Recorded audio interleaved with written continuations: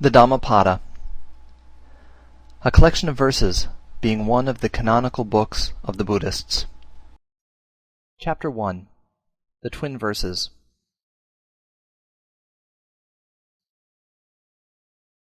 All that we are is the result of what we have thought. It is founded on our thoughts.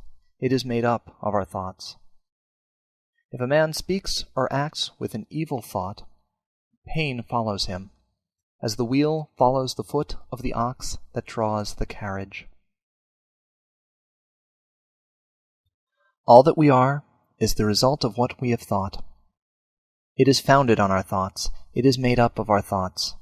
If a man speaks or acts with a pure thought, happiness follows him, like a shadow that never leaves him. He abused me, he beat me, he defeated me, he robbed me. In those who harbor such thoughts, hatred will never cease. He abused me, he beat me, he defeated me, he robbed me. In those who do not harbor such thoughts, hatred will cease. For hatred does not cease by hatred at any time. Hatred ceases by love. This is an old rule. The world does not know that we must all come to an end here, but those who know it, their quarrels cease at once. He who lives looking for pleasures only, his senses uncontrolled, immoderate in his food, idle and weak, Mara the tempter will certainly overthrow him, as the wind throws down a weak tree. He who lives without looking for pleasures, his senses well controlled, moderate in his food, faithful and strong, him Mara will certainly not overthrow, any more than the wind throws down a rocky mountain. He who wishes to put on the yellow dress without having cleansed himself from sin, who disregards temperance and truth, is unworthy of the yellow dress. But he who has cleansed himself from sin is well grounded in all virtues, and regards also temperance and truth. He is indeed worthy of the yellow dress. They who imagine truth in untruth, and see untruth in truth, never arrive at truth, but follow vain desires.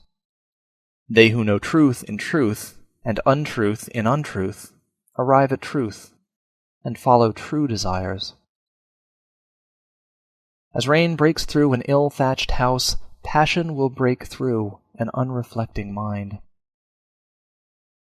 As rain does not break through a well-thatched house, passion will not break through a well-reflecting mind. The evildoer mourns in this world, and he mourns in the next. He mourns in both. He mourns and suffers when he sees the evil of his own work. The virtuous man delights in this world, and he delights in the next. He delights in both. He delights and rejoices when he sees the purity of his own work. The evildoer suffers in this world, and he suffers in the next. He suffers in both.